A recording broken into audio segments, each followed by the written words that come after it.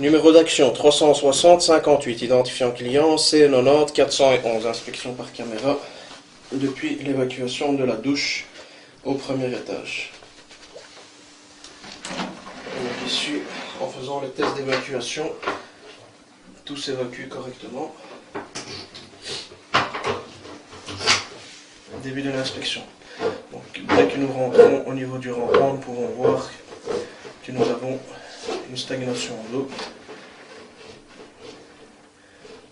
Donc en avançant un peu plus loin, nous pouvons voir que nous sortons de l'eau. Donc ici, nous avons une contre-pente. Donc en essayant d'aller un peu plus loin. Donc à ce niveau-ci, nous arrivons au niveau de la colonne, mais malheureusement, je n'arrive pas à descendre dedans dû à la configuration.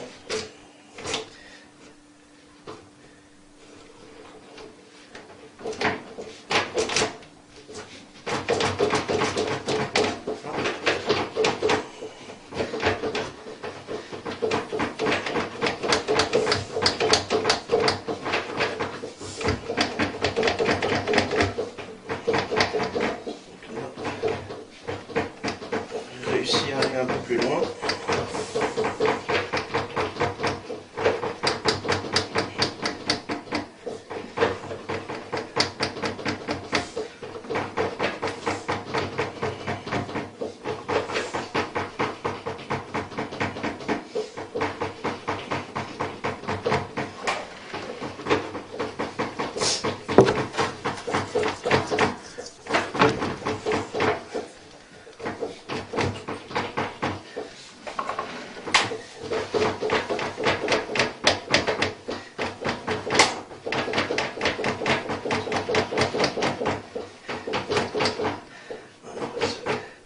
C'est là qu'on arrive au niveau de la colonne.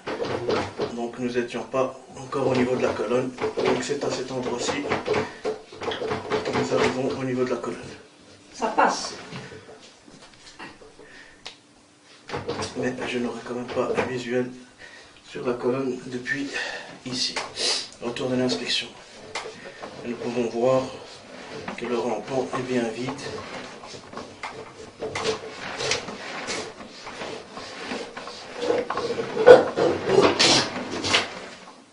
Fin de l'inspection.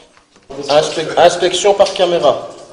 Donc nous avons passé la caméra depuis le -1, depuis la chambre de visite se trouvant juste à côté de la colonne, au niveau de l'entrée de garage. Donc à ce niveau-ci, nous sommes donc au niveau de l'aboutissant. Donc nous sommes arrivés au niveau de l'aboutissant, reprenant les eaux usées, donc le rampant eaux usées du premier étage. Inspection sur le retour, nous pouvons voir que la colonne est pas mal encrassée.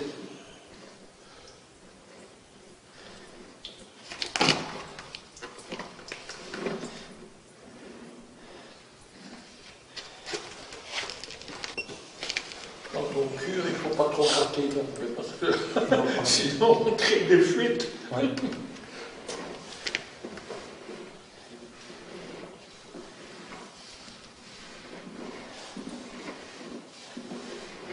Donc ici nous pouvons voir qu'il n'y a rien de bouché, mais un gros encrassement de graisse au niveau de la colonne. Donc, le diamètre est réduit. Donc ça peut expliquer le petit refoulement qu'ils ont eu au premier étage. Donc si plusieurs personnes évacuent de l'eau au niveau des étages au-dessus,